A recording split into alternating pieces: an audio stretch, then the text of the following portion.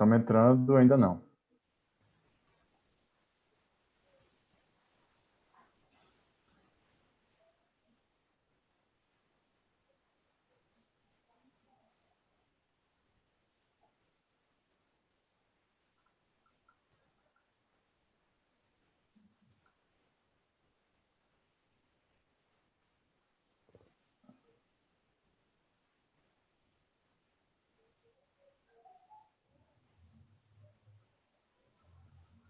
Acho que entramos.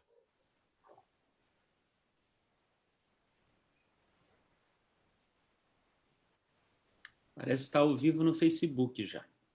Sim, está ao vivo no Facebook. Então, queria desejar um bom dia, uma boa tarde, uma boa noite a todos que nos acompanham nesse debate.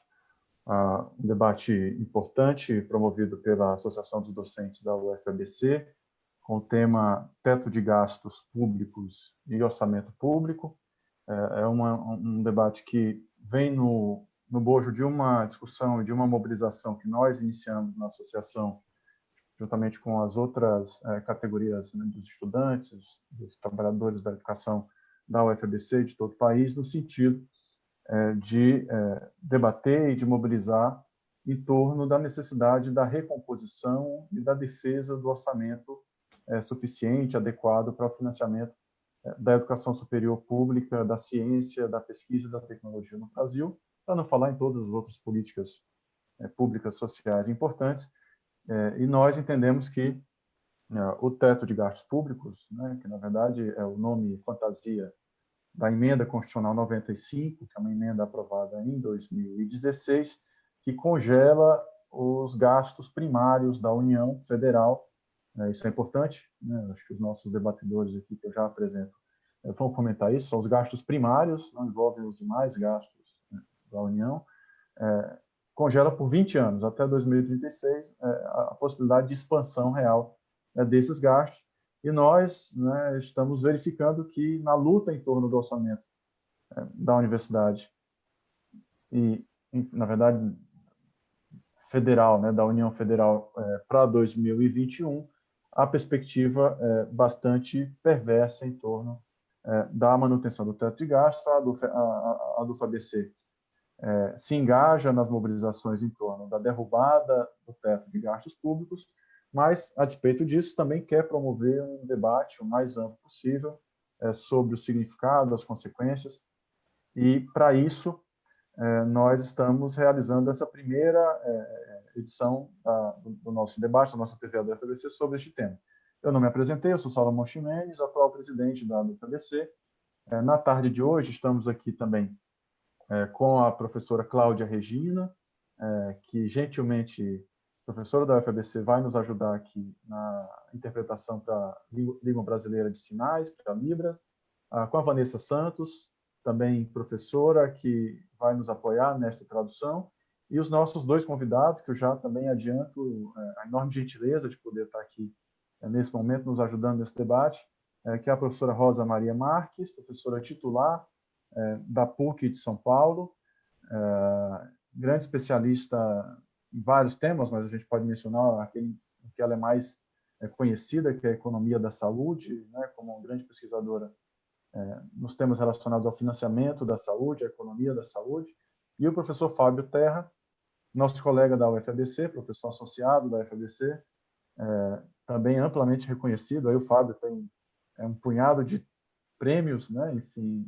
como nos seus trabalhos como pesquisador na área de ciências econômicas, enfim, também é uma honra poder receber ambos aqui, e ambos são signatários de um manifesto que saiu recentemente, né, chamado Teto de Gastos, a âncora da estagnação brasileira e da crise social, que é um manifesto que reúne mais de 300 economistas na perspectiva de pensar alternativas a essa política de congelamento de despesas primárias que só tem jogado o país na recessão e, na verdade, não apresenta nenhuma possibilidade de superação da crise em que nós vivemos. Mas acho que, enfim, já falei muito.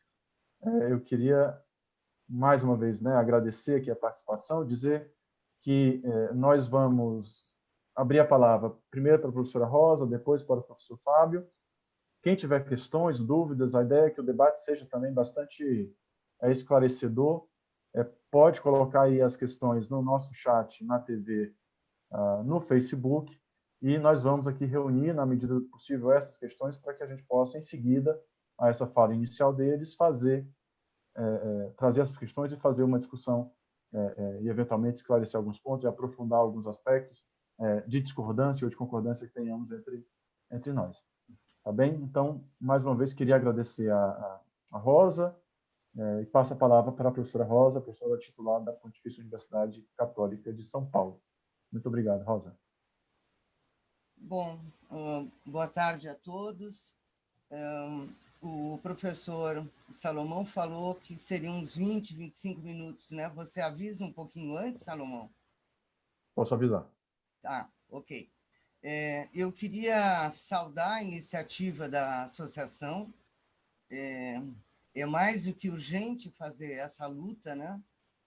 Talvez a gente esteja vivendo um momento de oportunidade para tentar derrubar a Emenda Constitucional 95, ou, no mínimo, modificar o seu contorno, o seu desenho, talvez porque as condições mudaram um pouco em relação ao momento em que ela foi aprovada, né?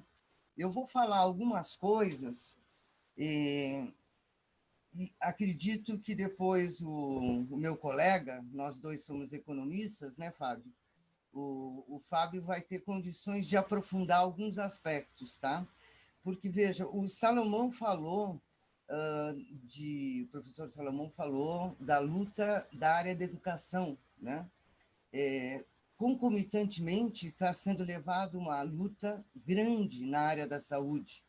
E, como bem foi aqui lembrado, nós somos signatários de um manifesto onde assinaram, e só assinaram, só foi este número porque nós não tivemos tempo, vamos dizer, político para ir atrás de mais assinaturas, 380 economistas. Isso foi uma resposta a um outro manifesto de 80 economistas que, pura e simplesmente, estavam defendendo a manutenção do teto do gasto. Ou seja, eles conscientes de que, nesse período da pandemia, a situação de emergência colocou uma outra realidade e que os gastos tiveram que ser aumentados, né?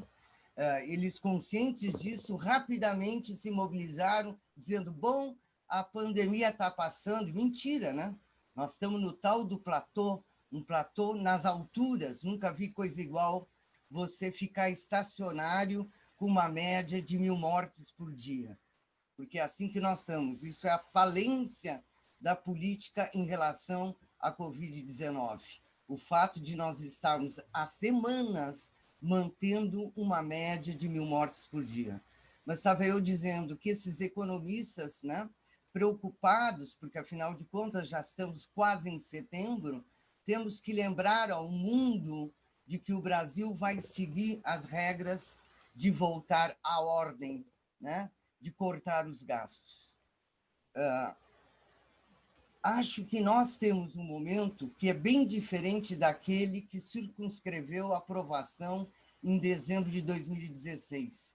Em 2016, nós tínhamos sido golpeados, né, com o golpe do impeachment da Dilma, e aí rapidamente eles conseguiram mobilizar a sociedade, e vocês devem se lembrar que a votação para passar a Emenda Constitucional 95 foi estrondosa, né? Foi uma imensa maioria que votou a favor dessa medida.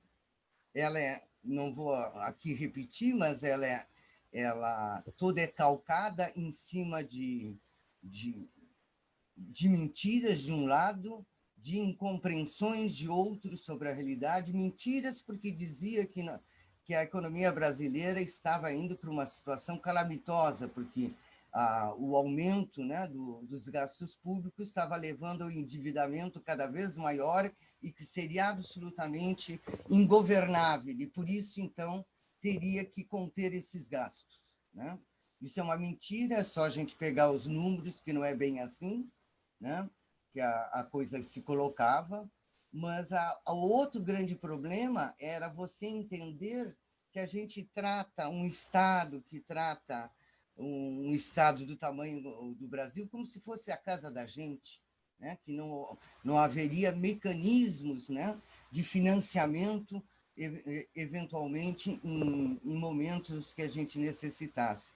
Afora que seria muito mais tranquilo, em vez de reduzir gastos, né, você reduzir a Selic, ou seja, a taxa de juros, como acabou caindo, mudar os indexadores do título da dívida e alongar a própria dívida.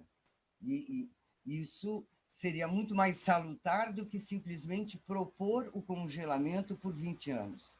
E eu queria rapidamente falar de que esta medida realizada no Brasil com a Emenda Constitucional 95 é inédita no mundo. Não significa que outros países não procuraram conter os seus gastos. Muito pelo contrário, com a política neoliberal que passa a ser dominante no mundo desde os anos 90, isso é aplicado em vários países. Mas o que é inédito? Primeiro, propor um congelamento por 20 anos. Muito bem, até tem uma revisão depois que passar 10 anos, né? Mas são 20 anos. Isso é inédito. Segundo, colocar dentro do congelamento os gastos sociais. Isto também é inédito. E um terceiro elemento, você deixar de fora exatamente a dívida, né? Os juros da dívida, o que você paga enquanto juros da dívida. Quando a gente analisa as experiências de outros países, internamente não está contemplado os gastos sociais. Por quê? Porque sabe-se que você, reduzindo o gasto público, você vai ter impacto sobre a demanda, e a situação já não estava boa, né, em termos de economia, e os gastos sociais se faziam mais importantes do que no passado. Não sei se eu estou me fazendo clara, né? Mas você dizer que vai congelar durante 20 anos um gasto com saúde, como se a população não aumentasse, como se a população não mudasse a sua demografia, exigindo mais gastos em determinadas áreas, que são, inclusive, mais caros, né, porque a população está envelhecendo, e assim por diante, né?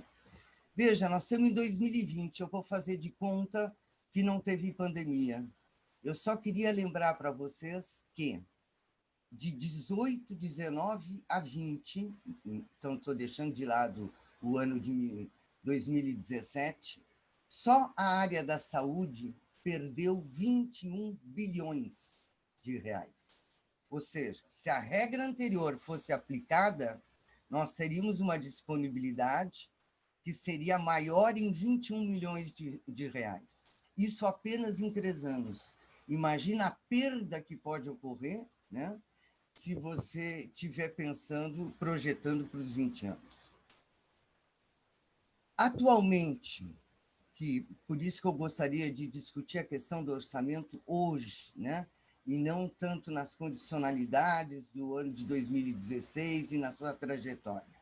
Olha, o que nós tivemos em 2020, aí vamos trazer a pandemia. O governo, aliás, não o governo Bolsonaro, todos os governos. Na verdade, eu acabei de realizar uma pesquisa junto com companheiros de outras universidades sobre países da América Latina e vi que pelo menos um país não aumentou o seu nível de gasto, fez um remanejamento, né? Mas se a gente olhar de maneira geral no mundo, não importa a orientação do governo, se é mais progressista, se é mais à direita e atualmente se é de ultradireita, todos foram obrigados a aumentar seu nível de gasto. Quer dizer, deixando de lado todas as normas do equilíbrio orçamentário. Por quê? Porque se tratava de uma questão de manter a forma de dominação do seu próprio país. A pandemia, do jeito que estava sendo enfrentada nas condições anteriores, teria uma quantidade de mortes muito maiores do que nós vimos nesse período. E isso poderia criar instabilidades políticas importantes. Então, no sentido de manter a dominação sobre o seu território, né? Os países de qualquer orientação aumentaram tremendamente os gastos, de todas as ordens, principalmente na área da saúde. Nós aqui, com o governo Bolsonaro, vimos, né, a introdução do auxílio emergencial, que não foi pouca coisa, hein, pessoal? São milhões de brasileiros, né? Realmente milhões de brasileiros. Se nós pensarmos que o Bolsa Família tinha uma média de 194 e você dar para um contingente muito maior, R$ 600, e para famílias monoparentais 1.200, o impacto disso é fantástico. Além disso, teve políticas de entrega de alimentos, né? A questão da segurança alimentar, e aí vocês têm as 3 esferas de governo, e a política de crédito para pequenas e médias empresas. Isso sem falar a injeção de liquidez, né, Fábio, que foi colocada, as relações com os bancos, etc. Mas eu estou me detendo mais aquilo que diz respeito à pequena e média empresa, aos trabalhadores informais, né, ou mesmo os trabalhadores formais, com a complementação de salário via seguro-desemprego. Eu estou dando como exemplo do quê? Um aumento dos gastos, e teve um aumento também no gasto da saúde. A gente pode entrar no mérito e dizer que foi mal gasto, que não teve coordenação federal, que teve uma série de problemas, mas enquanto número concreto, houve um aumento. E agora estão dizendo o seguinte: não, vamos voltar a tal como era antes, e então, para o orçamento de 2021, simplesmente a saúde perderia 35 bilhões de reais. Tá? Então, para além dessa perda, a gente já tem que analisar o momento que isso está ocorrendo. Está ocorrendo num momento em que a pandemia não passou, nós estamos, de um lado, na mão da possibilidade de uma vacina, e como você sabe, mesmo sobre a vacina, existem várias dúvidas, né? Em resumo, é o seguinte: nós estamos surfando na crise ainda, tanto sanitária como na crise econômica, que a Covid-19 provocou no Brasil e no resto do mundo, né? Quando chega a crise sanitária, todos falam, e é verdade, que revelou, né, ou desvelou o tamanho da desigualdade, o tamanho da pobreza que existia nesse país. O auxílio emergencial, mesmo a gente considerando que teve milhares de pessoas que receberam e não teriam direito, aquilo ali estava revelando o quê? O grau de informalidade tremendo que tem nesse país, né? O que é um problema, é um nível de precarização enorme, né? Então, tudo se revelou, né? Revelou. Agora, mesmo que a pandemia passe, se não forem mantidas políticas de manutenção de renda, manutenção de emprego e políticas, já vou falar sobre isso, em relação à saúde, porque eu estou enfatizando mais a saúde, vocês podem falar em relação à educação, né? Embora a saúde e a educação se entrelacem, pelo menos na área de pesquisa, a gente vê a importância de uma Fiocruz, né, por exemplo, mas se não houver políticas que sejam mantidas, mesmo que reformuladas, o que nós vamos ter na saída da crise sanitária será um aprofundamento da desigualdade e intensificação da oligopolização de nossa economia. Dito de outra forma, se de um lado nosso país sempre foi um dos mais desiguais do mundo, né, e a pandemia revelou as consequências dessa desigualdade, inclusive no tratamento da doença, esta mesma pandemia aprofunda o grau de desigualdade. E se simplesmente você para com as políticas que estão sendo realizadas, o que você vai ter é uma consolidação desse aprofundamento.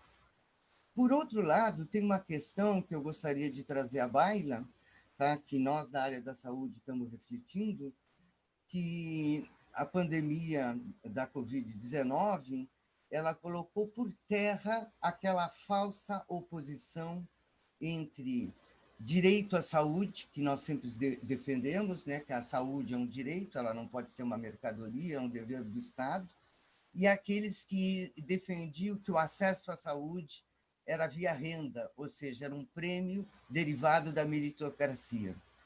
Na atual situação, e o que nos ensinou a pandemia, é que existe uma outra maneira de ver a saúde nesse momento. Por quê? Porque essa não será a primeira nem a última pandemia. Eu sei perfeitamente que não é a primeira vez que a Organização Mundial da Saúde define como pandemia, mas pandemia com estas consequências, inclusive uma pandemia que simplesmente parou o mundo, a economia do mundo, né? Nós não tivemos nada semelhante até então. E não está escrito nas estrelas que essa é uma experiência e ela será única. Portanto, há uma ressignificação em relação à política de saúde. Os estados serão obrigados, como já estão fazendo, a ressignificar a política de saúde e a sua ação nesta política, ou seja, a política pública em relação à saúde, ela ganha força, porque se trata de uma questão, uma de dominação e outra de soberania nacional, e as duas estão absolutamente imbricadas. Não é possível, tá? Você não estar com o sistema de saúde equipado. Não é possível um sistema de saúde não estar muito bem estruturado no tocante à atenção básica. Veja, quando eu falo equipado, eu estava pensando em hospitais, né? Com respiradores, com leitos de UTI, etc. Mas eu estou falando de atenção básica, porque a atenção básica, né, ela faz toda a diferença no cuidado e no monitoramento da população. Vejam a experiência que aconteceu em Cuba, vejam a experiência que aconteceu em Paraisópolis. Não que tenha evitado que Paraisópolis ficasse com os índices, com as taxas iguais aos bairros mais ricos da cidade, mas não se equipara a outros locais tão pobres quanto aquela favela. Tá? Então, além de equipar hospitais, além de ter um cuidado em relação à atenção básica muito importante, é absolutamente necessário e fez toda a diferença entre países aqueles que tinham indústria vinculada à área da saúde. Não é possível mais deixar na mão da China a produção dos equipamentos, deixar na mão da Índia a produção de medicamentos, né? Então, os estados vão ser obrigados a pensar estrategicamente, tá? Por quê? Porque, vou repetir o que eu disse, não está escrito nas estrelas que será essa pandemia será a única. Agora, o que isso tem a ver com a nossa discussão? Bom, tem tudo a ver, né? Eu estou falando mais da área da saúde, mas quando eu falo em pesquisa na área da saúde, eu penso em Fiocruz, e quando eu estou falando em Fiocruz e os hospitais universitários, eu também estou falando em educação. E mesmo dentro dos cursos de medicina, é necessário você repensar e ter um posicionamento mais estratégico de longo prazo e muito centrado na atenção básica, ou seja, tu tem que pensar em termos estratégicos e com planejamento. Tá? Tudo isso é muito bonito de a gente falar, mas, na verdade, nós estamos num governo que isso que eu estou aqui discutindo parece que não lhe é importante, enquanto que foi importante para, por exemplo, a Alemanha. A Alemanha é dos poucos países que não destruiu totalmente a indústria da área da saúde, por isso podia se sair melhor, né? Claro que tinha outros motivos. Agora, se eu estou num governo em que o número de mortes pouco importa, esse governo não estaria preocupado com uma situação futura, né? esse governo, então, o que ele está propondo? Vamos lá, pessoal. Nós caímos no o nosso Produto Interno Bruto, o PIB, em 2015 e 2016. No final deu quase 7% de queda acumulada. Quando chega em 2016, me coloco a emenda constitucional 95, né? E aí, simplesmente, estavam sinalizando, porque é assim que eles pensam, né? De que o Estado não pode estimular, não pode ser indutor do crescimento. O Estado, na verdade, ele tem que pouco incomodar e que o mercado aloque os seus recursos de acordo com seus prognósticos e as suas necessidades. O que nós vimos nos anos seguintes? Foi um crescimento pífio.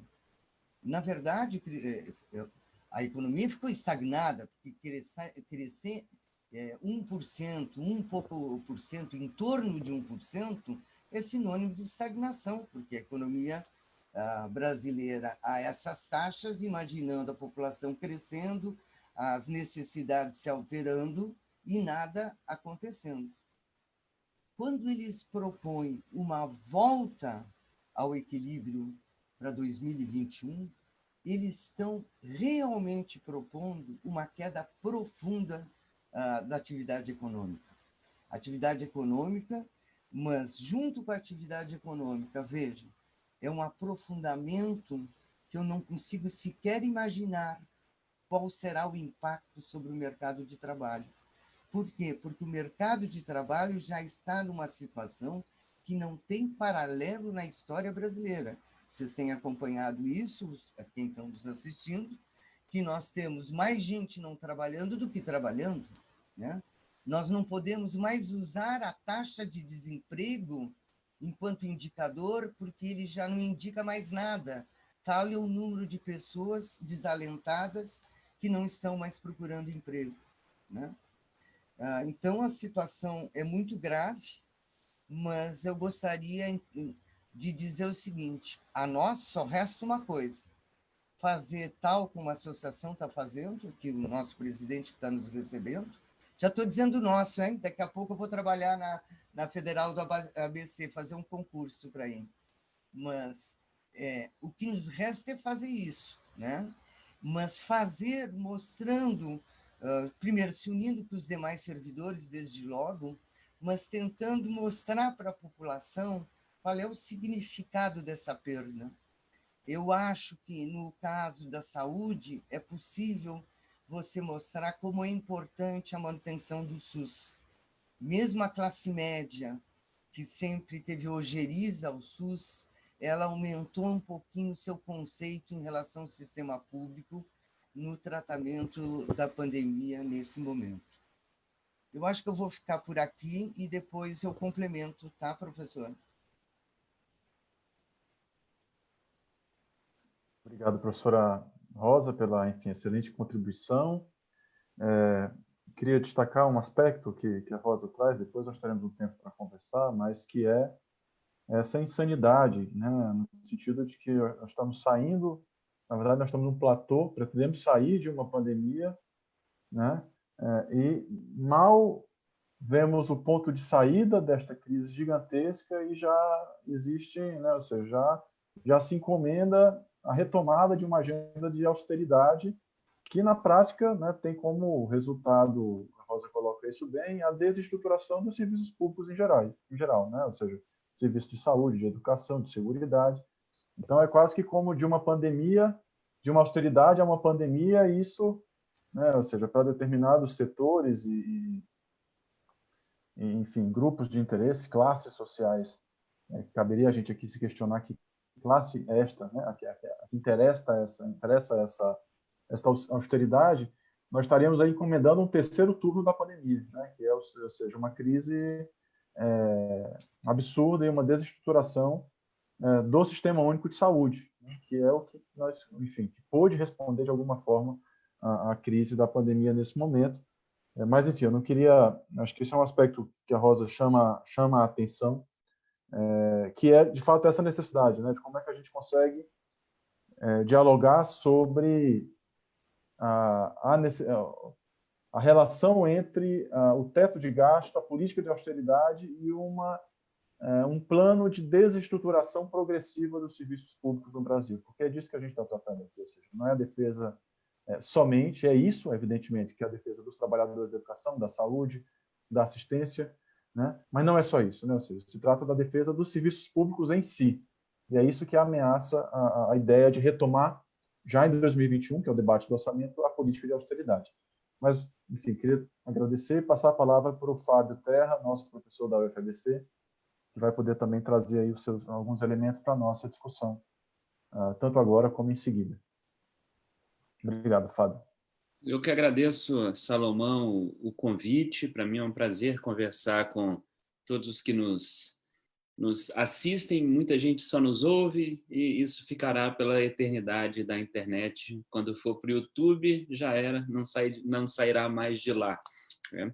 Queria agradecer a Vanessa e a Cláudia também, que nos acompanham, e também a Rosa. Tá? Para mim é um prazer imenso dividir essa mesa virtual com a Rosa, tá? Que é uma mulher que há muito tempo eu admiro, desde os encontros da CEP, tá? Um dos primeiros que eu fui lá atrás, da Sociedade Brasileira de Economia Política, que a Rosa já foi, inclusive, presidente. Eu vou fazer, na minha fala, o seguinte percurso lógico. Primeiro eu vou discutir rapidamente o que gerou, tá, a emenda constitucional 95, que colocou o teto de gastos como, entre aspas, novo regime fiscal brasileiro desde dezembro de 2016. Depois disso, eu entro numa discussão do que é, tá, o teto de gastos, então, como ele funciona, qual é a operação dele, e depois disso discutir os problemas e o que está acontecendo agora, que são problemas relativamente óbvios que aconteceriam, né? Não foi por falta de aviso que nós chegamos na situação em que hoje nos encontramos. Pois bem, comecemos na história de onde vem a Emenda Constitucional 95, ou como se chama oficialmente, o novo regime fiscal, ou como ficou apelidado, e assim que conhecemos, o teto de gastos. Bem, ele vem em 2016 e ele é a junção de três coisas. Tá? Por um lado, um grupo de economistas de característica, de matiz ortodoxo, tá? Que basicamente passou, desde a Constituição, mas sobretudo durante o governo Fernando Henrique Cardoso, gritando e alardeando de que a Constituição Federal de 88, que tenta estabelecer, tá, um país num caminho civilizatório, não cabia no orçamento público. Então, esse é um dos aspectos que forma o ideário que vai dar origem à PEC do teto e depois à Emenda Constitucional 95. Qual é?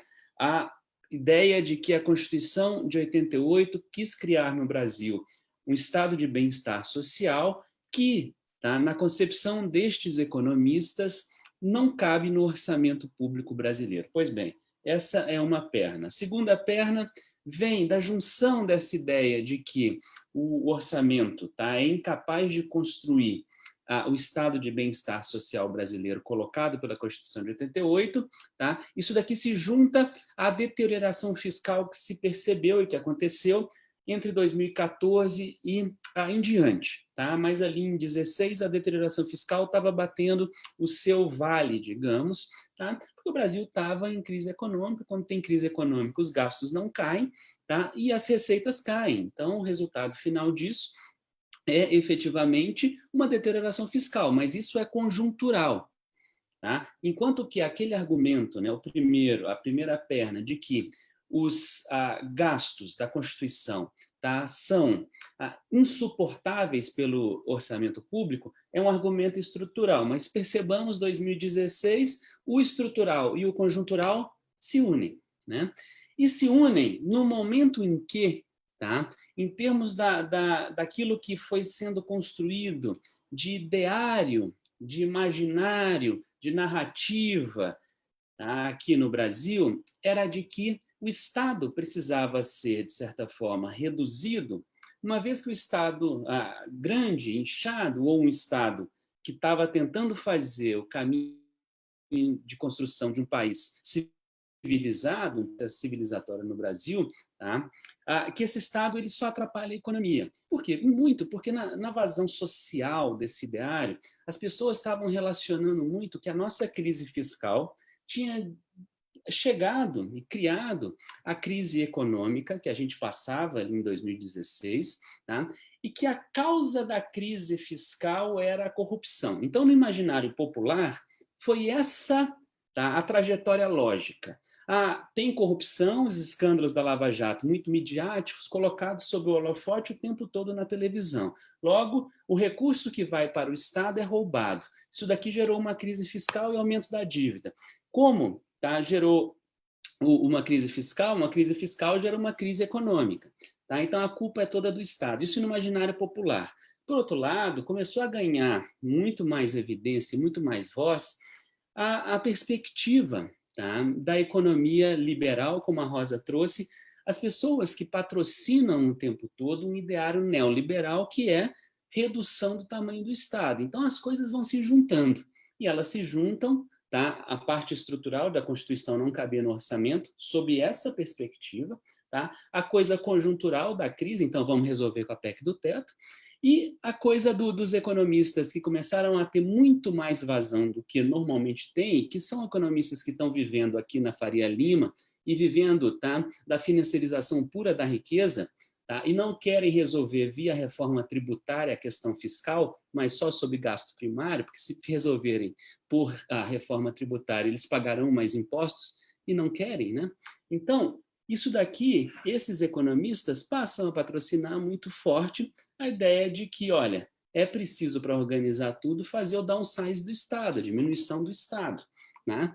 Então, não é nenhuma questão de caber no orçamento ou não, como aquele primeiro grupo. Era uma questão de basicamente o seguinte: Estado só atrapalha. Isso cola na sociedade que, de repente, está se vendo, tá, o tempo todo sob manchetes, sob uma chuva midiática ali da coisa da Lava Jato, corrupção de dinheiro público. Bem, formou-se o ideário que fez aquilo que a Rosa comentou, né, com que a PEC do teto, a 241 atrás na Câmara, tá, virasse tão facilmente uma emenda constitucional. A PEC passou com uma facilidade tremenda.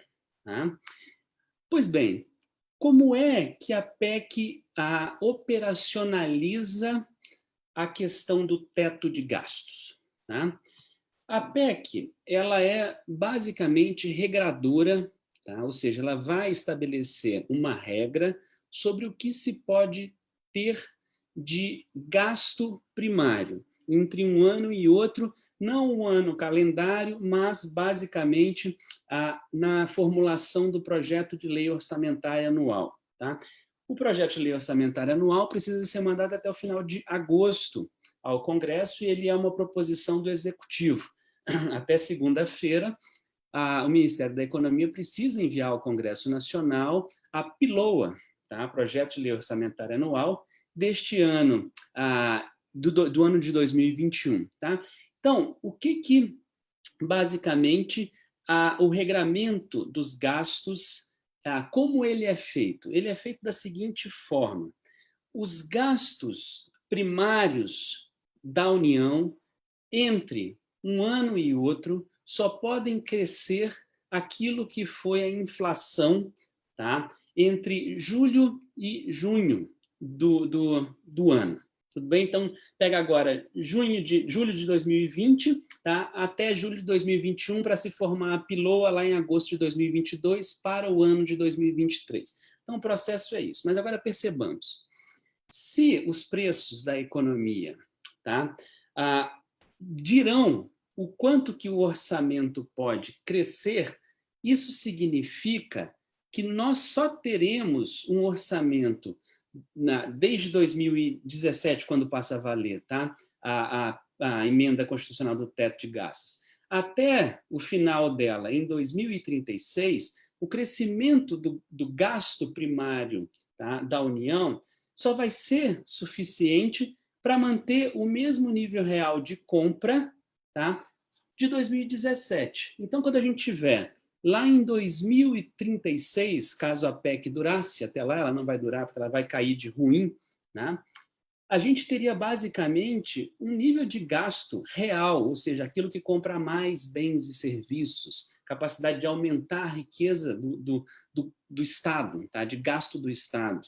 Tá? A gente vai ter lá no final de 2036 uma equivalência ao que o Estado pode realmente, a União pode realmente comprar a 2017. Pois bem, tá? Aqui a gente começa a ver como essa a emenda constitucional é um devaneio. Né? Por que é um devaneio? Primeiro, a demografia brasileira tem um crescimento, tá? O crescimento vegetativo desse país é de 0,8% ao ano. Tudo bem? Isso já implica que o gasto público per capita no Brasil, com a colocação do teto de gastos, claramente vai se reduzir. O Brasil é um país desigual. Ele nem é tanto um país pobre, ele está lá entre os 10 mais ricos do mundo, mas ele é desigual. Tá? Então, a maior parte da população brasileira, 70% ou 80% da população brasileira, precisa o tempo todo de atendimento do Estado, de alguma forma. Por quê? Porque é uma população que vai viver na mediana com R$ 413 por mês. Então, quem é que vai oferecer serviço de saúde? Quem é que vai oferecer serviço de educação? É o Estado. Mas espera aí, se o gasto per capita do Estado, em termos reais, vai diminuir no tempo, é óbvio que a oferta de serviço público vai diminuir. E assim a gente vai cumprindo aquelas duas ideias lá atrás. Primeiro, a dos liberais, que acreditam que a gente não precisa do Estado. E segundo, aqueles que acreditavam que o Estado não cabia que a Constituição não cabia no orçamento. Né? E assim a gente vai concretizando. Mas espera aí, tem mais problemas. Quais são os outros problemas? Bem, se a gente tem um gasto real que não pode crescer no tempo, se a gente precisar gastar mais com saúde ou com educação, tá, em termos reais, alguma outra área vai perder. É o que está acontecendo nesse exato instante, por exemplo, com a proposta de orçamento do Instituto Nacional de Pesquisas Espaciais, o INPE. Tá? O INPE teve a sua verba de pesquisa zerada. Né? Por quê? Porque se eu vou aumentar, por exemplo, o gasto dos militares comprando avião, que é o detalhe, esse gasto só pode aumentar se alguém perder. O cobertor não é flexível, ele é extremamente rígido. Né? Então, a gente tem aí mais um outro problema, qual seja, há uma disputa pelas áreas dentro do orçamento em função desse teto colocado lá em 2016. Calma, tem mais. Tá? Como é que funciona o orçamento em termos de gasto? Ele tem duas formas gerais de gasto. Tem uma forma, tá, que a gente chama de gasto rígido ou gasto vinculado. O que é isso? Tá? O Estado, basicamente, ele tem que fazer o gasto vinculado. Ele não pode decidir se faz ou não, ou como faz. Tá? Vem a receita, essa receita tem um vínculo, tá? E esse vínculo vai ser respeitado. Tudo bem? Tem uma outra parte, que é o gasto não vinculado, não rígido, que nós chamamos de despesa discricionária. Se a gente tem um conjunto de gastos que é rígido, é claro que qualquer ajuste que eu precise fazer, que o Estado precise fazer, para manter o gasto sobre o limite constitucional do teto, vai se dar sobre aquela coisa que não é rígida. E essa coisa que não é rígida, tá, é formada, sobretudo, por investimentos públicos. Investimentos públicos esses, por exemplo, no caso da educação agora, para se formar um projeto de lei orçamentária de 2021, as despesas discricionárias do setor de educação foram decrescidas no projeto em 18%. Por quê? Porque é a única forma que se tem de cumprir efetivamente o teto, uma vez que a maior parte, 90% dos gastos nesse país, são rígidos. Ou seja, não adianta, eles são vinculados, não tem o que fazer. E, diga-se de passagem, por exemplo, os gastos da Previdência Social são corrigidos além da inflação. Então, os gastos da Previdência Social, automaticamente, eles já vão crescer. E se eles vão crescendo, eles vão engolindo o espaço dos outros gastos, que não podem crescer, tá? Além da inflação. Para que um possa, o outro tem que ser reduzido. Já disse sobre isso, mas eu estou comentando com vocês que dentro dos gastos rígidos tem um que já cresce além da inflação. Percebamos, tá? A emenda constitucional do teto precisava que tudo desse certo para ela poder funcionar. Mas olha, tá? A Rosa comentou isso várias vezes, né? A gente não precisou de 3 anos, tá, para vir um imenso problema que é a pandemia do coronavírus, e a gente só pôde aumentar o gasto para poder socorrer a sociedade antes que ela sucumbisse plenamente para a pandemia, porque a gente precisou estabelecer um estado de calamidade pública. O que isso quer dizer? Isso quer dizer outro problema da PEC do teto, qual seja, tá, da emenda constitucional do teto, qual seja, não há válvula de escape. Essa regra é tão rígida, ela quer fazer uma constrição tão grande do tamanho do Estado no Brasil, que ela não previu válvula de escape caso a economia entrasse numa crise como a que ela entrou, como a que estamos. Tá?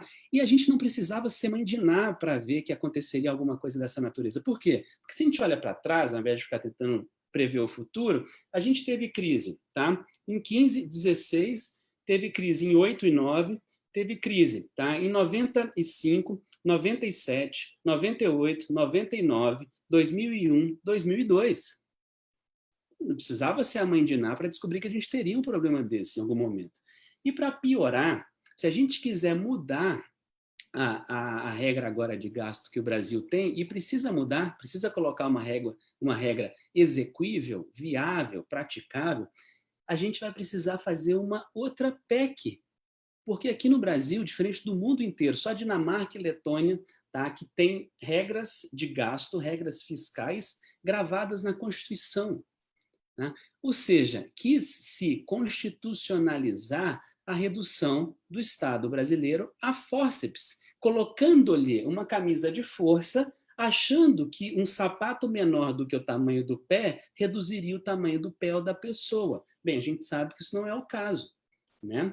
A gente sabe que isso daí não funciona no tempo. Portanto, a gente precisa agora usar a inteligência, a expertise acumulada que nós temos em termos fiscais do Brasil para, mudar o ideário e desdemonizar. A melhor palavra não é nem essa eu acabei de inventar. A melhor é exorcizar a política econômica e a política fiscal, tá, nesse país, porque elas foram demonizadas e o sacramento da demonização é a emenda constitucional do teto de gastos. Tá?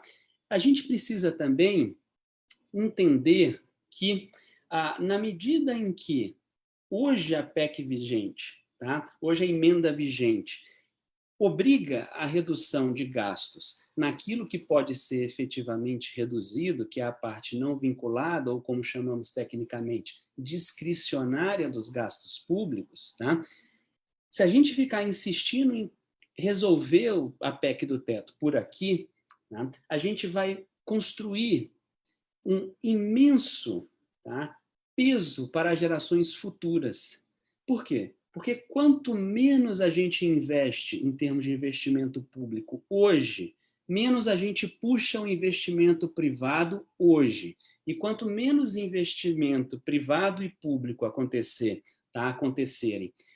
agora, mais pobre é a sociedade amanhã. E eu reitero, a gente já é uma sociedade pobre. Pois bem, não falei de flores, né? E não tenho que falar de flores, infelizmente. Tenho que ainda trazer um outro elemento que muito preocupa. Pois bem, a grande questão hoje é a seguinte: reformamos, tá, a PEC do teto, o que significa extinguir a PEC do teto, tá, e trocá-la por alguma outra regra fiscal que seja execuível, que seja condizente com a realidade brasileira e que não seja tão carregada de viés ideológico como é esta hoje vigente. Tudo bem? Pois bem, essa é uma perspectiva. Mas existe uma outra, que é a perspectiva, também trazida pela Rosa, tá, de permanência da emenda constitucional do teto. E para que a emenda do teto continue, o que se propõe hoje por exemplo, aquelas propostas de emenda constitucional vindas em 2019, como a emergencial, como a do Pacto Federativo, tá, que buscam fazer com que se liguem, se disparem os chamados gatilhos, tá, do teto. O que é isso? Uma vez estourado o teto, tá, como é que a gente volta para o teto? Ou seja, se a gente pode gastar, por exemplo, 10 e a realidade econômica nos fez gastar 11, como a gente volta para 10? Bem, o que o gatilho, tá, prevê? Ele prevê, e agora essas PECs vêm para regulamentá-lo, tá, regulamentar na Constituição, é uma coisa de louco, que nós tenhamos, por exemplo, a redução da jornada de trabalho dos funcionários públicos federais, tá? Com a redução do salário em até 25%. Tudo bem? Bem, o que é isso? É claro que isso é uma luta, mais uma vez, contra o Estado, contra o tamanho do Estado. Pensemos, Estado é serviço público. Todo serviço na economia, tá? Como cabeleireiro, como garçom, por exemplo, como motorista, todo serviço exige ser humano, porque os serviços são intensivos em trabalho, trabalho humano. Então, o que isso daí quer fazer em última instância é, além de reduzir, tá, o tamanho do Estado, precarizar o serviço que o Estado presta à sociedade. Além disso, tá, além da redução da jornada de trabalho, esses gatilhos proíbem, por exemplo, novo concurso público, tá? Proíbem, e isso é bom, essa terceira proibição, para não dizer que não falei de flores, né? Tem uma terceira proibição que é boa, que é fazer a proibição da concessão de subsídios e desonerações para grandes empresários, tá? Porque isso daqui leva mais ou menos ao ano 300 bilhões do que a gente chama, tá, de gasto tributário. Essa palavra é difícil, mas o que é isso? Como o Estado não arrecada o tributo, é como se ele estivesse gastando. Isso vem de desonerações. Pelo menos isso, tá, o gatilho prevê. Né? A gente precisava prever isso um pouquinho mais do que só como gatilho. Né? E a própria lógica colocada para a reforma administrativa não é uma lógica, tá, de fazer com que o tamanho do Estado permaneça, mas o funcionamento dele melhore de alguma maneira. A reforma administrativa que se tem muito na ideia, tá, das pessoas que querem manter o teto é fazer, por meio dela, da reforma da administração pública, a redução do tamanho do Estado estrutural. Bem, eu fico por aqui, tá, e fico super à disposição para que a gente converse sobre mais efeitos e mais problemas que vêm da emenda constitucional do teto. Muito obrigado. Obrigado, Fábio. Enfim, Fábio acho que faz uma explicação assim didática ao nível da perfeição. Queria agradecer, assim, que bom que ele é professor da UFABC, né? É bom a gente ter bons professores como o Fábio para nos explicar coisas complicadas e às vezes difíceis de entender. Então, acho que é uma explicação em pouco tempo que ele teve, mas bastante importante, sintética, para a gente, né, enfim, compreender quais são os impasses colocados agora, né?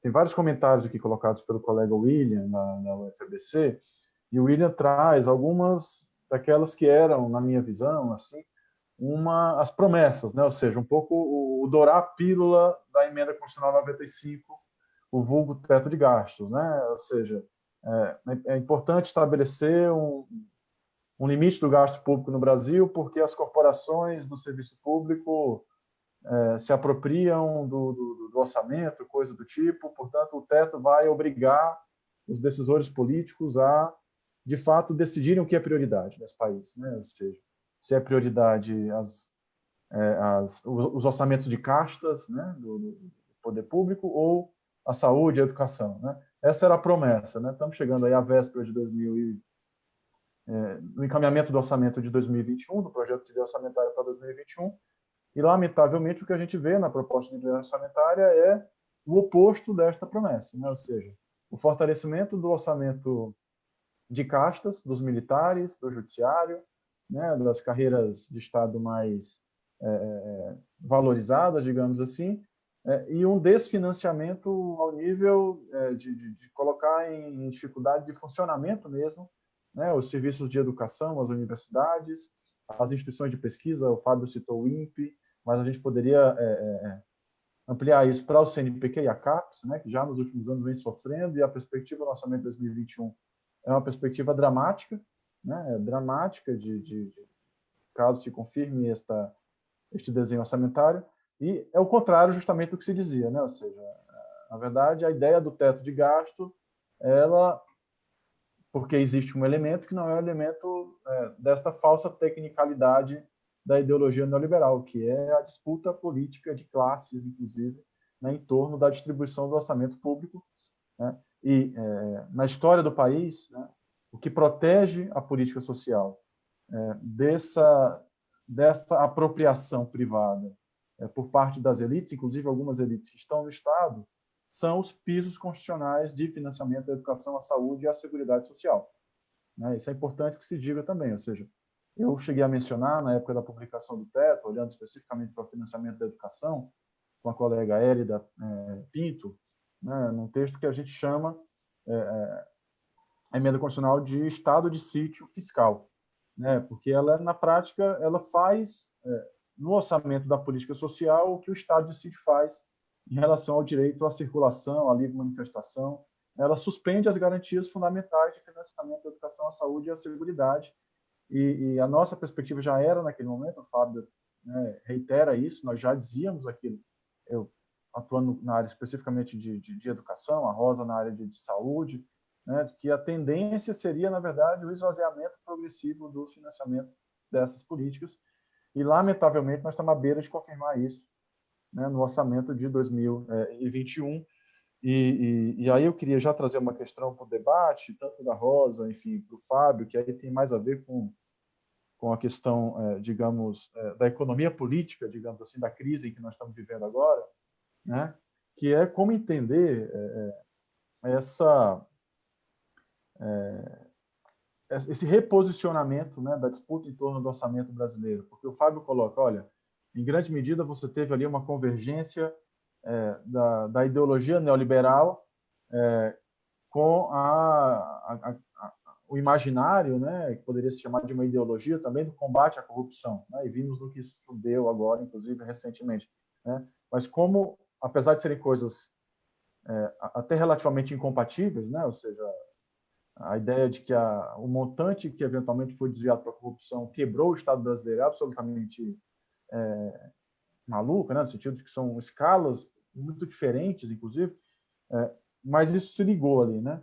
Com a pandemia, nós imaginávamos que uma outra correlação de forças, digamos assim, poderia se abrir, né? Na medida em que a população passaria a perceber a importância do serviço de saúde, as universidades, né, têm tido um papel importantíssimo na disseminação, como não só disseminadoras, mas como polos de defesa da racionalidade científica, dos procedimentos corretos de enfrentamento à pandemia, da promoção, inclusive das pesquisas sobre a vacina, né? Mas, ao mesmo tempo, ou seja, apesar disso, desta oportunidade colocada, né, o que está na agenda do governo brasileiro é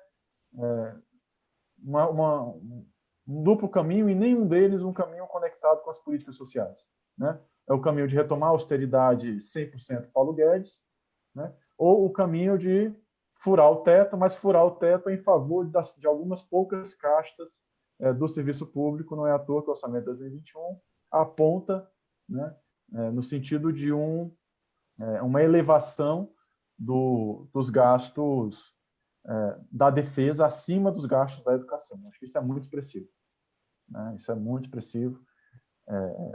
E aí, então, acho que essa é uma questão mais para a gente aprofundar um pouco mais quais são as nossas possibilidades na prática de fazer esse enfrentamento agora, nesse momento, e pensando também em alternativas, né? Acho que é muito importante que, nesse momento, é um grupo tão grande de economistas, né, e até tenha conseguido, acho que, romper esse cerco da mídia, né? O Fábio, a Laura, alguns economistas têm conseguido participar desse debate de uma forma mais ampla, inclusive nos grandes jornais, né? Ou seja, isso houve um manifesto também para que alguns jornais muito alinhados à ideologia da Faria Lima abrissem algum espaço. Isso já, em alguma medida, tem resultado em alguma ampliação do debate, inclusive na mídia tradicional.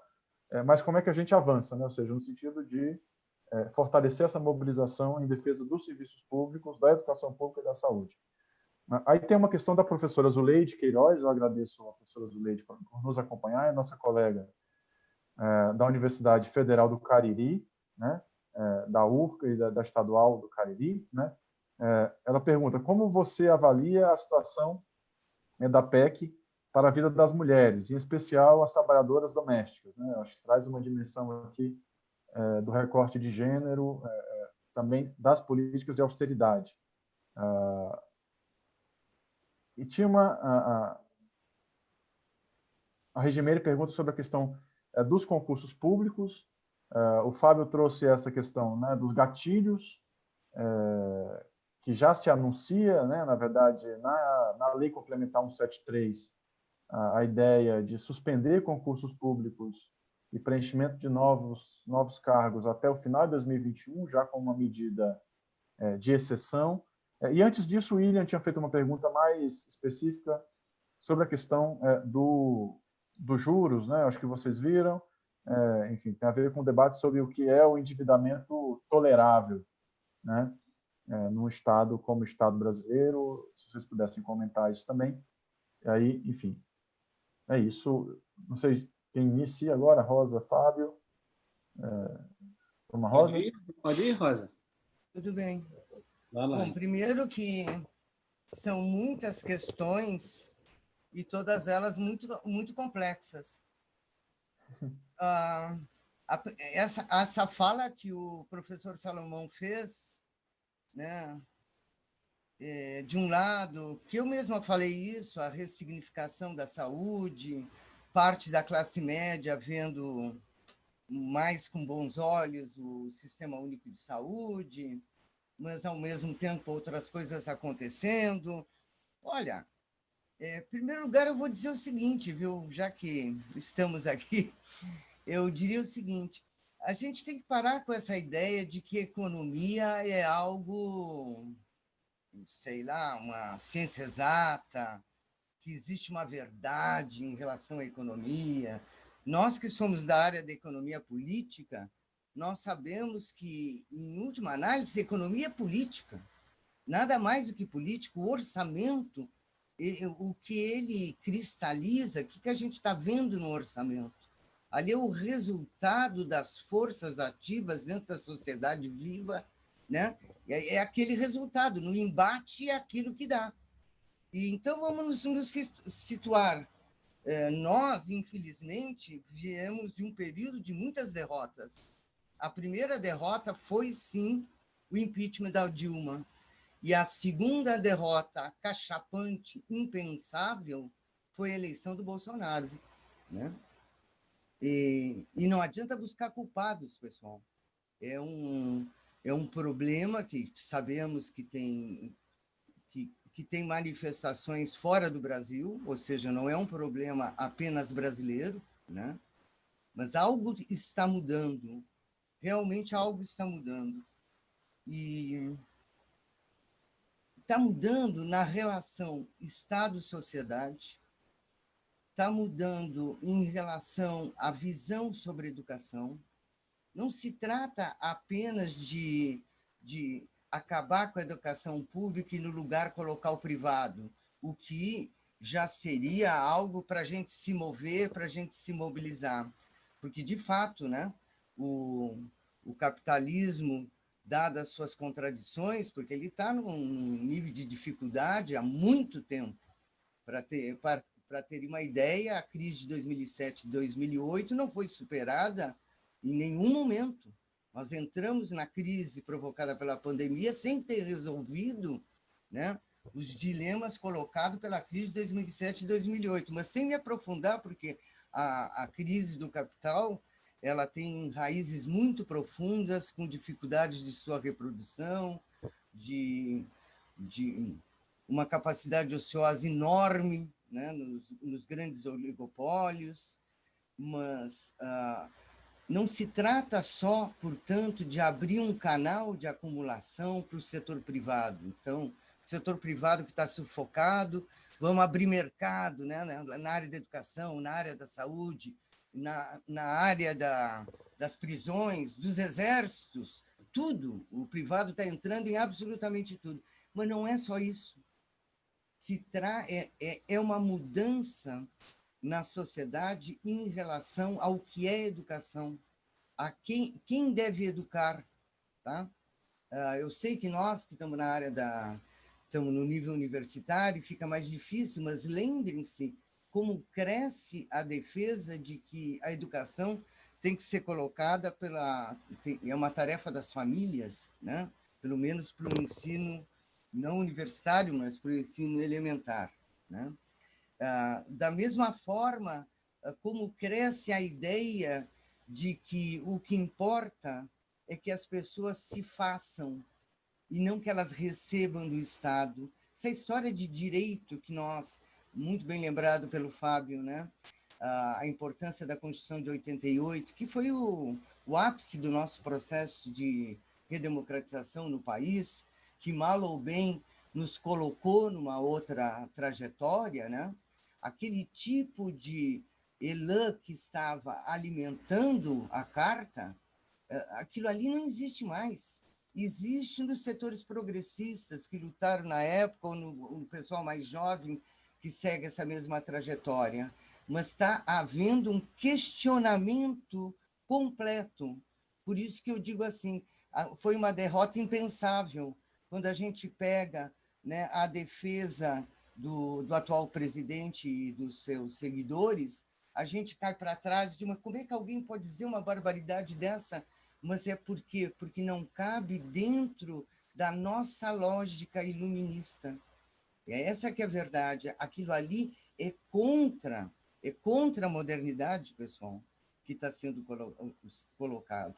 Então, é muito mais do que simplesmente privatizar. É acabar com o Estado, mas acabar com o Estado enquanto uma possibilidade, porque o Estado ele é sempre, em última análise, né, vamos voltar às nossas origens, pelo menos minha, marxista, é claro que o Estado é um instrumento da classe dominante, mas em sociedades democráticas ele também é eco, né, das demandas dessa sociedade. A sociedade organizada faz mudar políticas, faz estabelecer contornos diferentes, que a gente só vê, de fato, quão crua é a ideia do Estado quando a gente chega em situações limites, né? Em situações limites que estão se manifestando hoje no Brasil e em vários locais. Vejam as mobilizações que estão acontecendo na Argentina.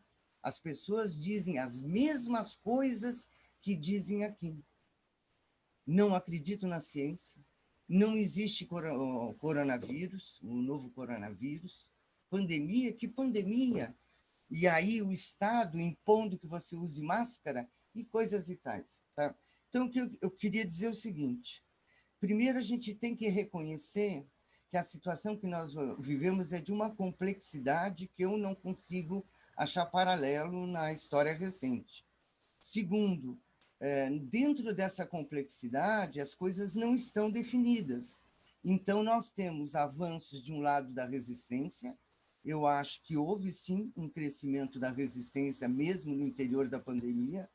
Vejam que a possibilidade do candidato do PSOL, né, para prefeito não está mal, não sei qual vai ser o resultado, mas comparado com possibilidades anteriores, mas isso não significa que o outro lado não esteja também se posicionando, e, como você sabe, as pesquisas mostram que aumentou o apoio ao governo, né? Não só o apoio, como o reconhecimento do seu governo. O que nos choca, como é que eu posso reconhecer um governo que diz que não está preocupado com as mortes, porque morte faz parte da vida? A gente acharia que isso aí seria um elemento de perda de apoio. Muito pelo contrário, pessoal, isso bate com a ideia de quem acha que quem decide a vida é Deus, só para ficar num lado da coisa. Então, diz o professor, qual a saída, o que nós temos que fazer? Continuar fazendo o que nós estamos fazendo. Agora, não será fácil. Por quê? Porque na medida em que nós conseguimos até aumentar o nível de resistência, né? Mas não conseguimos ser um elemento que possa alterar o quadro da situação brasileira. Em última análise, nós estamos nas mãos das classes dominantes. As classes dominantes estão preferindo, pelo menos por enquanto, ficar com quem está, desde que toquem as reformas, né? E as reformas aqui estão sendo tocadas, como todo mundo sabe, e chega no plano do detalhe. O professor Fábio levantou, né? Bom, muito bem, reconhecemos a necessidade de gatilhos, mas o que tem no gatilho? Quer dizer, você quer quebrar, inclusive, o servidor público, né? Tá? Então, essa situação é uma situação muito delicada. Agora, fazer o que estamos fazendo, eu vou dizer dessa maneira, parece meio ruim, que eu quero dizer o seguinte, nós podemos até ter uma resposta técnica perfeita em relação à gestão do orçamento. O problema é que nós precisamos ter condições políticas para viabilizar essa condição técnica. E a viabilidade política ela se dá pelo acúmulo das lutas. Mesmo que a gente perca uma luta, nós, de fato, não estamos perdendo. Nós podemos perder a reivindicação, mas o fato de você estar discutindo com companheiros entendendo, por exemplo, a aula que o Fábio deu, colocando de maneira simples, explicando, né, as restrições da Emenda Constitucional 95, isso é muito importante de que mais pessoas escutem.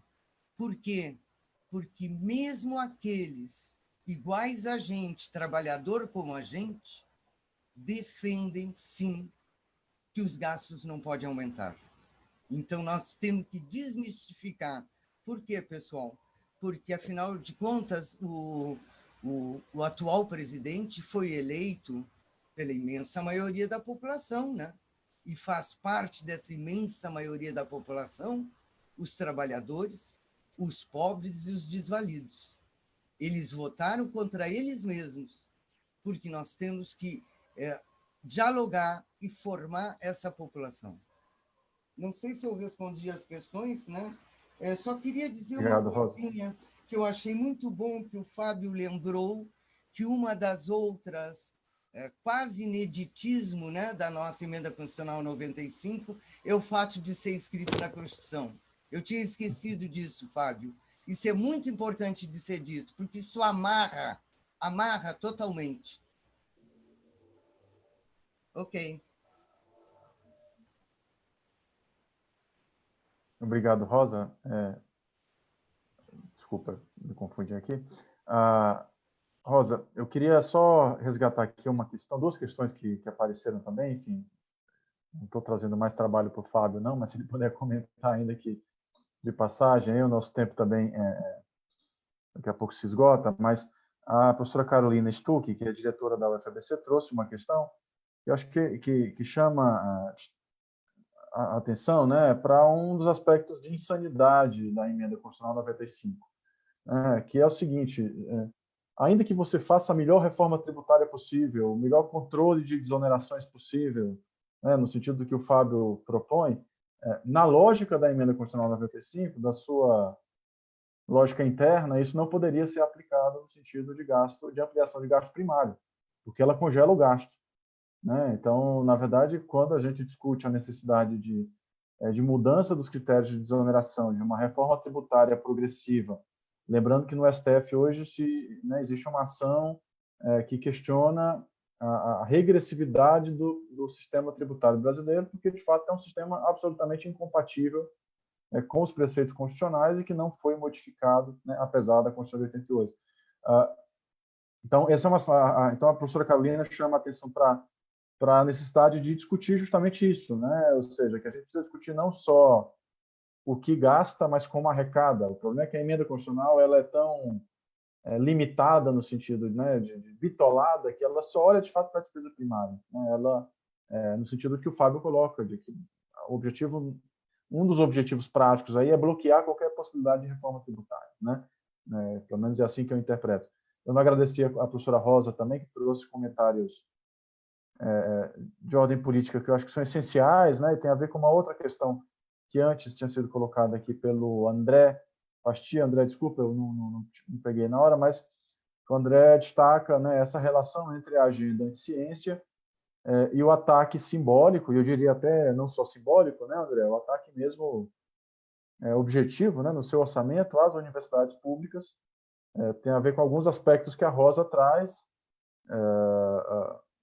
que né, ou seja, e essa nossa preocupação do momento político que a gente vive, né, em que as pesquisas dão conta, por exemplo, que, apesar de tudo que aconteceu, né, neste país, ao vivo é muito pior, diria o Antônio Carlos Belchior, né, mas apesar disso, a população, pelo menos nas pesquisas Datafolha, coisa do gênero, não identifica Bolsonaro como o maior, né, o responsável pela disseminação do coronavírus. Acho que isso diz muito, né, ou seja, sobre o buraco em que nós nos metemos, né, em relação, inclusive, a esse discurso anti-ciência, né, enfim, nesse sentido. E aí tem uma outra questão que o André traz, que é a questão de como se a reversão do teto, né, poderia, de fato, aliviar o financiamento da educação pública e da saúde, em contraposição ao que a gente comentou aqui, que é o risco, né, na verdade, este alívio, que é alternativo hoje em discussão, como a gente comentou, ser apropriado, né, por grupos outros que não as políticas sociais. Acho que esse é um risco, enfim, que o André traz aqui, que a gente já comentou de alguma forma também. Deixa eu ver se tem mais algum outro comentário, porque eu vou pedir para o Fábio fazer a sua resposta e, se puder, também já fazer as suas considerações finais. Tem uma outra questão aqui, mas desculpas, eu não vou conseguir colocar agora. Acho que já está contemplada. E aí o Fábio comenta, faz considerações finais, depois a gente ouve mais um pouco a professora Rosa, né, e segue aqui para o final da nossa atividade. Tá ótimo. Obrigado, então, pelos comentários, pelas perguntas. Eu vou começar... Também já fui ajudado pela fala da professora Rosa para comentar a primeira lá atrás, a primeira pergunta lá atrás, que foi a ideia, né, vendida, o ouro que pintou-se, a pílula vendida da emenda constitucional do gasto, de que, por restringir a possibilidade de crescimento de gasto, o lençol curto serviria melhor, né? É uma ideia mais ou menos assim: a gente vai reduzir para aumentar, né? Bem, não dá, né? Claramente, nesse processo de tentar reduzir para aumentar, e é claro que aumentar a qualidade, evitar desvio, toda uma série de coisas qualitativas, difíceis de serem medidas e até mesmo bastante discutíveis, né? Por exemplo, se a gente reduzisse a possibilidade de crescimento de gasto, nós obrigaríamos uma melhoria do gasto. Isso daí, por exemplo, poderia redundar em a gente ter mais gasto para a educação, porque nós teríamos menos gasto, por exemplo, com aviões supersônicos, né? Mas claramente não é o caso, né? Por quê? Porque Salomão já comentou, a professora Rosa também, o que nós temos é que o orçamento público, ele é efetivamente o espaço no qual todos os conflitos distributivos da sociedade se colocam. Todo mundo quer um quinhão do Estado, né? E é óbvio que quem é mais poderoso terá o maior quinhão. E quem é mais poderoso é quem tem mais poder econômico. Quem tem mais poder econômico vai querer perpetuar o poder econômico que possui, inclusive sob vias da distribuição de renda provocada pelo Estado. A gente sequer falou aqui, porque não deu tempo, por exemplo, tá, de que nós temos... existe uma operação da política monetária, uma operação que acontece no mundo inteiro, tá? Se chama operações compromissadas. O mundo inteiro faz. Ninguém faz no nível do Brasil. Operação compromissada hoje, que é dívida pública, tá? E que basicamente é acessada por quem está no sistema bancário e pelos grandes bancos, e essa operação é feita cotidianamente nos dias úteis, né? Para que a gente possa fazer a manutenção da taxa de juros. Nós temos hoje 20% do PIB brasileiro enquanto operação compromissada. Tá? 20% do PIB brasileiro com uma dívida de 80% sobre o PIB, 40% da dívida pública, tá? É a operação compromissada. E essa operação compromissada gera um ganho, gera um gasto financeiro do Estado, que, em última instância, significa o Estado passando recurso para quem pode acessar a operação compromissada. Que não é o nosso caso, é o caso de uma minoria. tá? É quem está no sistema bancário e acessa o Banco Central. Então, aqui a gente percebe quem mantém o quinhão e quais são as formas de se manter e de se ampliar esse quinhão. A gente pode ir além, vamos lá na questão, e a Carol trouxe muito bem essa questão que eu vou falar, né? A gente tem desoneração no montante de 300 bilhões de reais por ano. Tá? Desoneração é, sobretudo, para grandes empresas, para setores, tá? Que conseguem se representar muito bem. Eu não vou nem contar para vocês o que é a tributação sobre o setor agropecuário, mais especificamente, tá? Porque ali não há tributação, absolutamente não há tributação, além de se conseguir fazer para esses a melhor política pública do Brasil, que é o crédito rural, tá? Em que se pega crédito a rodo, se paga um juro real, tá? Uma vez por ano, negativo, com uma carência longa para se começar a pagar esse juro real. Isso é política pública. Para aqui, não há Estado mínimo, há Estado máximo, né? Então, o que acontece é uma disputa tremenda pelo orçamento e quem é mais forte vai conseguir ficar lá. As grandes empresas, os setores mais poderosos do PIB, tá? A automobilística é um claro, produz 6% do PIB, tem poder, né? Esses setores continuam ganhando seu quinhão na forma de não pagamento de imposto, né? Mas mesmo que a gente recuperasse isso, foi o que a Carol trouxe muito bem trazido na questão que ela fez, a gente não pode aumentar o gasto. E esse era mais um problema desde a formulação da emenda constitucional. Por quê? Porque ela era muito branda no começo do ajuste fiscal e depois muito rígida. Se o Brasil tivesse um crescimento de receita, por exemplo, acima da inflação, tá? De 2020 em diante, 2021 em diante, mesmo com o crescimento da riqueza real da União, o gasto não poderia acompanhar. A gente ia formar um imenso colchão de poupança pública. Tá?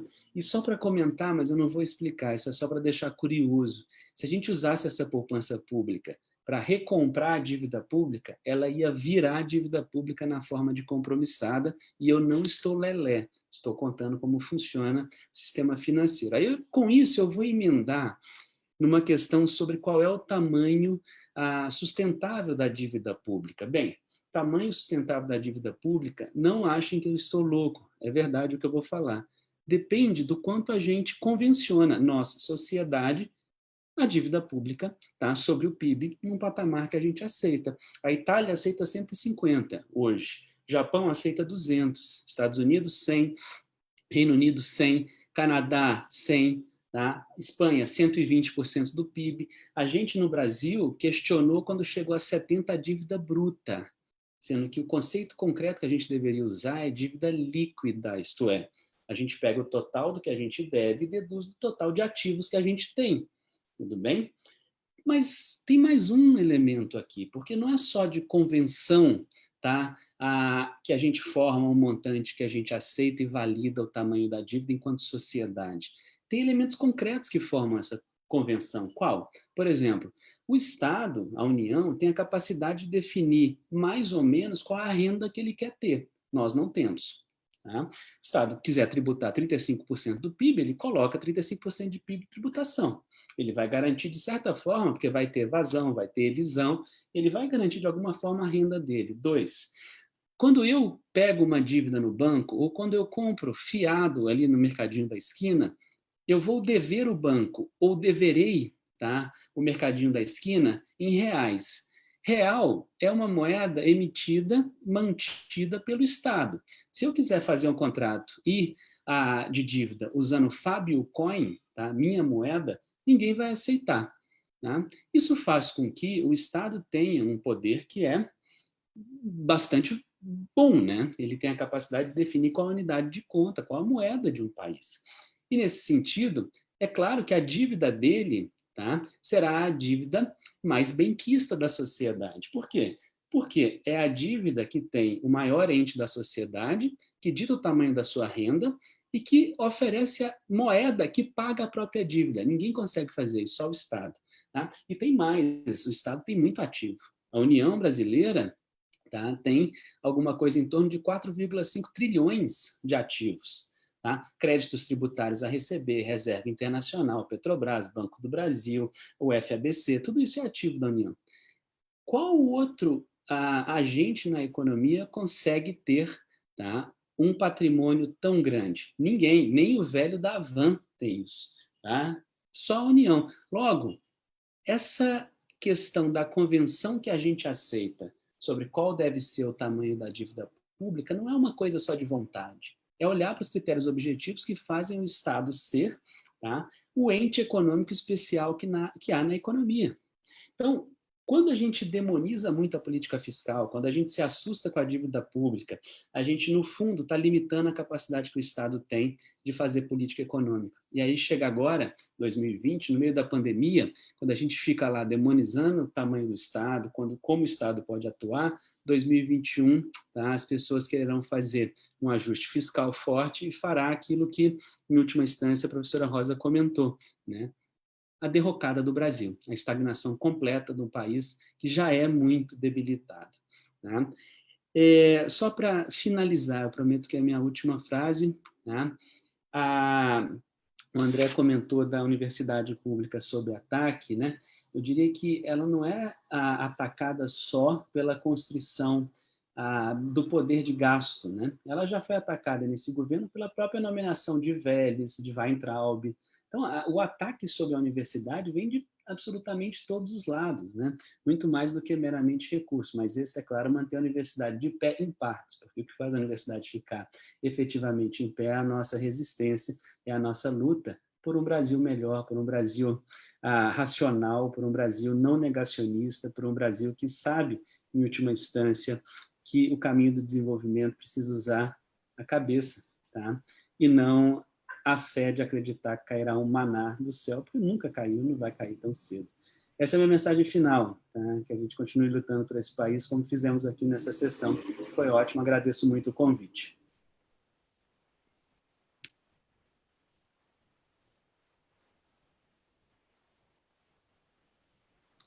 Seu áudio, Salomão.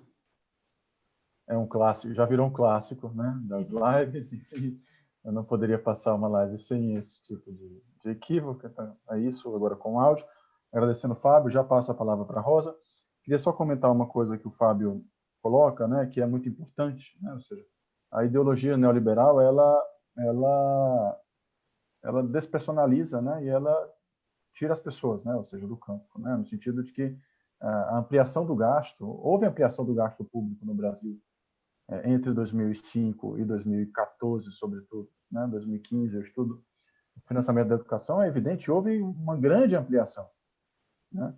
Agora, isso significou também uma ampliação muito significativa do acesso à educação básica, uma elevação bastante significativa do salário dos profissionais da educação básica, sobretudo pelo país, o que era uma das fragilidades mais dramáticas da educação no Brasil, que era a absoluta desprofissionalização dos professores, né, da educação básica. Houve uma ampliação importante do acesso ao ensino superior, mas, portanto, assim, ou seja, houve elevação do gasto, porque houve política pública, né? Ou seja, nós não estamos falando, defendendo a elevação do gasto no sentido... É muito diferente aqui falar da mera apropriação privada, corporativa, né? Disso que nós estamos falando, né? E aí é importante também sempre colocar que a própria, né, OCDE, nos seus relatórios anuais sobre a situação da educação no mundo, coloca o Brasil como um dos mais eficientes em termos de gasto na educação pública, né? Ou seja, nós conseguimos, com um gasto médio, abaixo do gasto médio dos países da OCDE, né, ter um sistema de universidades federais, sobretudo, mas também algumas grandes universidades estaduais, que se coloca comumente entre um dos melhores sistemas de ensino superior, de educação superior do mundo, né? Ou seja, não é banal que um país como o Brasil, né, com essa desigualdade absurda que nós temos, não é pobre, né? O Fábio tem razão, mas é muito desigual, né? Consiga colocar um sistema todo, né, de quase 100 universidades, e aí poderíamos falar em quase 300 com os institutos, entre as melhores instituições de ensino do mundo, né? Ou seja, eu não gosto muito dos rankings, né? Mas quando eles nos favorecem, eu trago para cá, né? Os rankings internacionais colocam isso, né? Ou seja, das 1.500, né, O Brasil tem sempre lá umas 30, né, umas 40 instituições. Então, isso é muito importante, né? E é disso que nós estamos falando, ou seja, da defesa desse tipo de patrimônio, desse tipo de sistema nos próximos orçamentos. Isso depende, né? E aí eu fiz uma pergunta capciosa para a Rosa, que é o que fazer, né? Neste momento, eu concordo com a Rosa, não há nada muito, não existe receita de bolo, né? É política. E aí uma das políticas nossas, né, que a DFABC assume é a campanha pela derrubada da emenda constitucional 95, né, a suspensão da emenda constitucional 95, até porque ela é inconstitucional, né, ou seja, ela suspende direitos fundamentais, garantias fundamentais de financiamento da educação, à saúde e à seguridade, e ela é inconstitucional. Esse tema está no STF, o STF já poderia ter decidido isso, né, se nós tivéssemos um pouco mais de proatividade do STF nesse tema econômico, né, mas acho que essa é uma agenda que nos unifica bastante, né, ou seja, transformar essa impossibilidade técnica, digamos assim, da emenda constitucional 95 numa impossibilidade imediata, política, né, com a sua suspensão. Isso já seria uma grande vitória, pensando nos próximos anos. Mas é isso. Queria passar a palavra para a Rosa, enfim, para ela comentar alguma coisa e a gente parte para o nosso encerramento aqui. Bom, só 30 segundos. Primeiro, eu queria agradecer realmente o convite.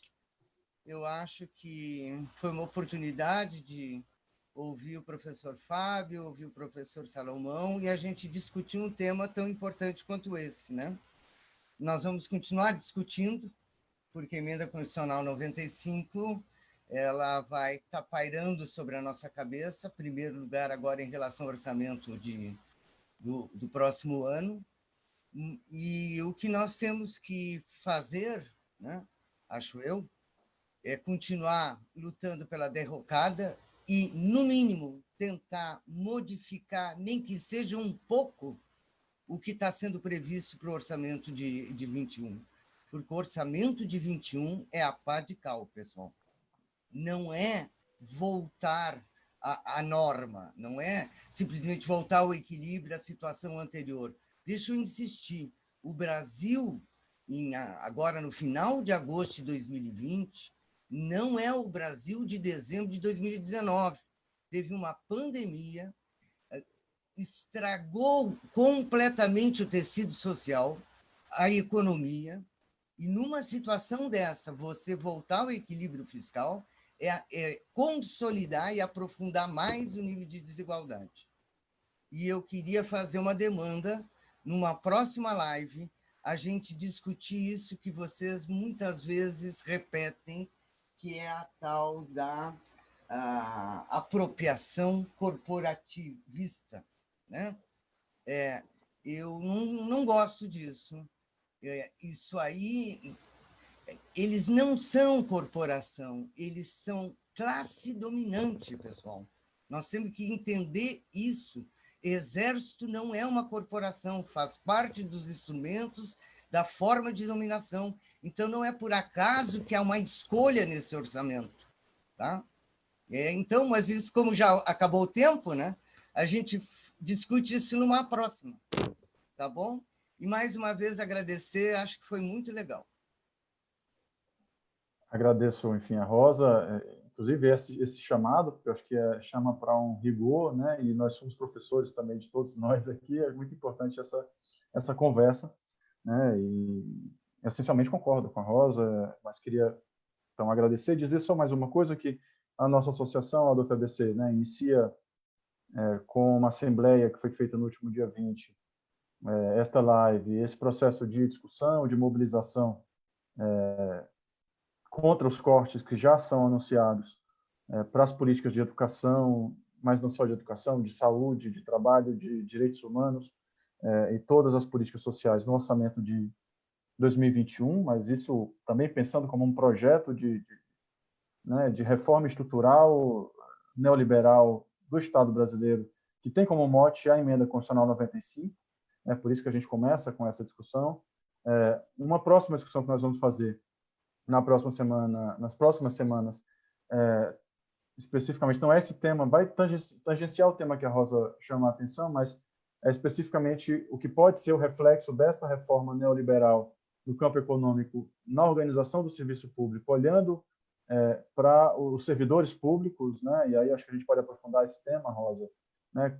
Que tipo de, ou seja, como está estruturado o serviço público no Brasil, como eles, a gente poderia colocar a questão que a Rosa coloca, como ele se expressa em termos de classes sociais, inclusive, né? Que adentram a máquina pública, para entender de fato de quem que nós estamos falando, né? Ou seja, quais os riscos que estão colocados numa agenda de reforma administrativa que se anuncia, né? O Estado de São Paulo, é importante dizer isso também, nós estamos acompanhando a proposta de reforma administrativa no Estado de São Paulo, que eu acho que já dá uma sinalização aí do que pode ser um caminho de desmonte, né, de várias instituições que, inclusive, têm contribuído com o desenvolvimento científico, tecnológico, com a pesquisa.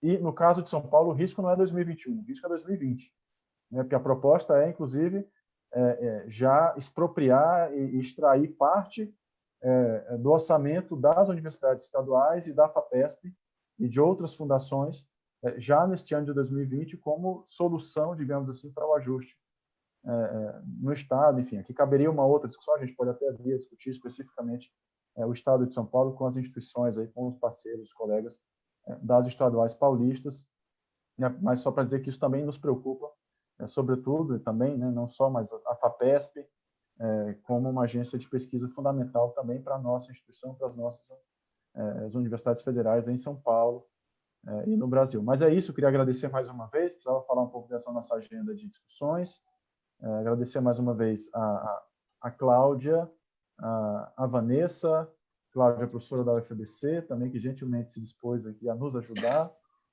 é da diretoria colegiada da nossa associação também, enfim, especialmente a professora Rosa Marques, o professor Fábio Terra, por esse debate, por essa oportunidade. E é isso. Obrigado mais uma vez. Tchau, muito obrigado. Tchau, tchau, Rosa, Cláudia, Vanessa. Tchau, Fábio. Tchau, tchau.